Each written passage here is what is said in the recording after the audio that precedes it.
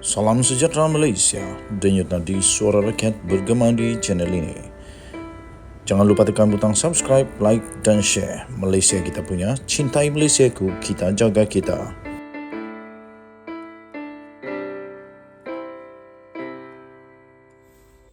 Salam sejahtera Malaysia, denyut nadi suara rakyat bergema di channel ini. Tuan-tuan dan puan-puan yang dihormati sekalian, ada satu tweet yang saya ingin kongsikan kepada anda semua. Tweet ini amat best untuk dikongsikan. Dapat membuka minda dan juga dapat memberikan kita sedikit gambaran tentang apa yang pernah berlaku, sudah berlaku dan mungkin akan berlaku lagi. Okey, kita tahu bahawa musuh-musuh Anwar Ibrahim dalam politik sekarang menyerang dia. Tapi ada satu tweet daripada ini nama dia daripada Azman Kamarudin yang juga turut Anwar Ibrahim dan Dr. Wan Aziza Ismail turut follow Twitternya. Dia kata, Azman Kamarudin kata @azman86. Kamu boleh type @azman86. Cuba semak, dia kata cuba semak dalam kerajaan negeri Kelantan, Terengganu dan Kedah. Sekali lagi, dia kata, dia tulis dalam Twitternya, cuba semak dalam kerajaan negeri Terengganu, Kelantan dan Kedah. Berapa ramai anak bini, sepupu sepapat, kroni lebay pas, duduk berhimpit dalam tu, sedap makan gaji katanya. Oh, ini pedas betul ini. Dan kerana tweetnya ini telah mengundang 267,000 view dan 666 retweet. Kita tengok apa yang kita dapat bacakan di dalam tweet mereka. Kita lihat apa mereka tweet pula. Okey, so kita tengok dia kata ada satu lagi tweet rupanya yang sudah dihantarkan mengenai tweet ini. Oh, banyak nih. Saya ingin kongsikan sedikit. Daripada LWS dia kata two wrongs doesn't make one right. Betul. Kata si Amina Mali kata, dia kata tak jangan nak berdolak dalik. Sekarang ni kita pernah komplain ada unsur nepotisme dalam kerajaan sebelum ni. Kenapa kita buat bingai? Kau tahu benda ni tak betul dan salah, kau sengaja buat, kau boleh lantik orang lain katanya. Daripada SIFF atau Hasif, lucu juga. Budak sekolah kantoi tak puas hati, pas tu main petik nama member.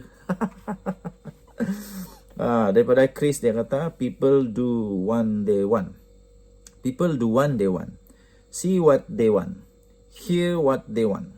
Should PM10 have appointed Nurul? Perhaps not the best of idea. Is there someone else better? Probably there is. Is PM10 wrong to make this decision? Only time will tell. If we believe, we support and let the dog bark. Saya setuju. Kalau kita yakin, kita bagi dia masa. Biarkan masa yang memberikan jawapannya. Kalau kita setuju, kita support dan biarkan dog bark. Okay.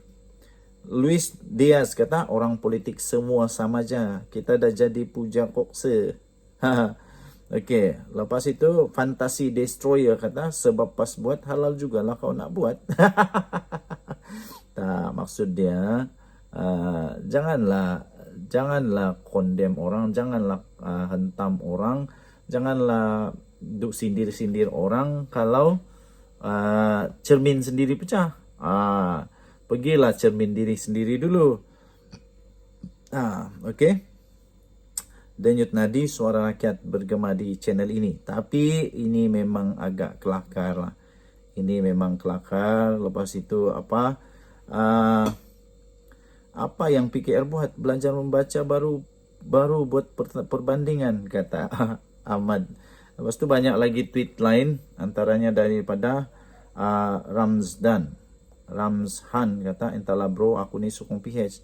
Tapi bila Anwar buat macam ni, dia sebenarnya bagi presiden card kepada PM yang selepas ni. PM PAS ni semua lantik anak beranak, diorang pro bono juga dan ada qualification. Masa tu bila PH jadi pembangkang, janganlah pula kurang melalak cakap PM buat benda salah, dia kata. Jadi sebenarnya ada kebenaran juga. Jadi denyut nanti. Suara Rakyat bergema di channel ini. Kita jumpa lagi. Bye-bye. Salam sejahtera Malaysia. Denyut nadi Suara Rakyat bergema di channel ini. Ramai orang tuduh hentam Anwar Ibrahim kerana melantik Nurul Izzah sebagai penasihat. Okey, tetapi tuan-tuan dan puan-puan yang dihormati sekalian, mereka hanya duk hantam. Tapi tahukah mereka, tahukah kita, tahukah anda semua kenapa Datuk Seri Anwar Ibrahim melantik Nurul Izzah sebagai penasihat beliau? Berikut ialah sebab mengapa Anwar Ibrahim, Perdana Menteri Malaysia, melantik anaknya Nurul Izzah Anwar yang cukup berpengalaman, mempunyai kredibiliti dan mempunyai kelayakan yang cukup untuk menjadi penasihat kepada Datuk Seri Anwar Ibrahim. Anwar akhirnya mendedahkan kenapa beliau lantik Nurul Izzah sebagai penasihat. Pelantikan bekas ahli Parlimen Permatang Pauh iaitu Nurul Izzah Anwar sebagai penasihat kanan ekonomi dan kewangan kepada Perdana Menteri Datuk Seri Anwar Ibrahim sebenarnya dibuat berdasarkan kelayakannya, kata Anwar Ibrahim. Perdana Menteri Malaysia yang amat berhormat Datuk Seri Anwar Ibrahim berkata, ini kerana anaknya itu mempunyai ijazah pertama dalam bidang kejuruteraan dan ijazah kedua dalam dasar awam dan sosial daripada universiti yang amat terkemuka dan dikenali melahirkan ramai sekali graduan yang sangat-sangat berkualiti dan bukan kaleng-kaleng. Iaitu daripada Universiti Johns Hopkins di Amerika Syarikat. Sekaligus dilantik bagi membantunya di Jabatan Perdana Menteri JPM dan Menteri Keuangan MOF tanpa gaji. Bagaimanapun, beliau berkata Nurul Izzah tidak akan menerima sebarang allowance atau gaji atas pelantikannya itu. Katanya, saya pun tiada kelulusan berkaitan kewangan, tetapi saya pernah jadi Menteri Keuangan selama 8 tahun, katanya. Menteri-menteri di dalam Perikatan Nasional pun tidak ada kelulusan masing-masing. Tetapi bila giliran kita, mereka bangkitkan. Jadi, apakah benar seorang Menteri Kesihatan mesti seorang doktor? Ini kalilah. Betul juga. Khairi Jamaluddin bukan doktor, tetapi dia pernah jadi Menteri Kesihatan. Ini jawapan Anwar yang memang padu. Jadi apakah benar seorang Menteri Kesihatan mesti seorang doktor? Dan seorang Menteri Air mesti jurutera? Itu kan tuan. Aduh, betul juga. Untuk Nurul Izzah, dia ada ijazah kejuruteraan dan ijazah bidang dasar awam. Memang saya minta dan pelawar dia untuk bantu saya sebagai penasihat di Jabatan Perdana Menteri dan MOF, katanya.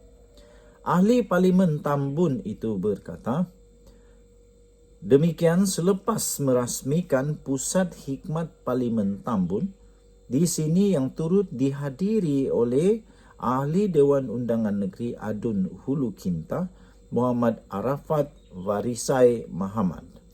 Terdahulu, Nurul Izzah telah mengesahkan pelantikannya sebagai penasihat kanan ekonomi dan kewangan kepada Perdana Menteri dan memulakan hikmatnya berkuat kuasa pada 3 Januari.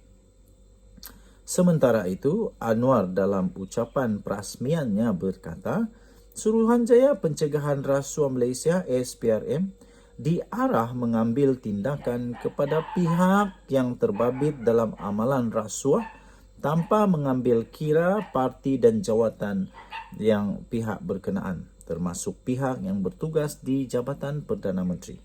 Katanya, kaya bagaimanapun negara ini, tidak mungkin kita angkat darjat dan martabat negara ini serta bela-bela nasib rakyat. Sebab itu saya kata yang pertama sekali adalah betulkan takbir urus yang baik dan kedaulatan undang-undang.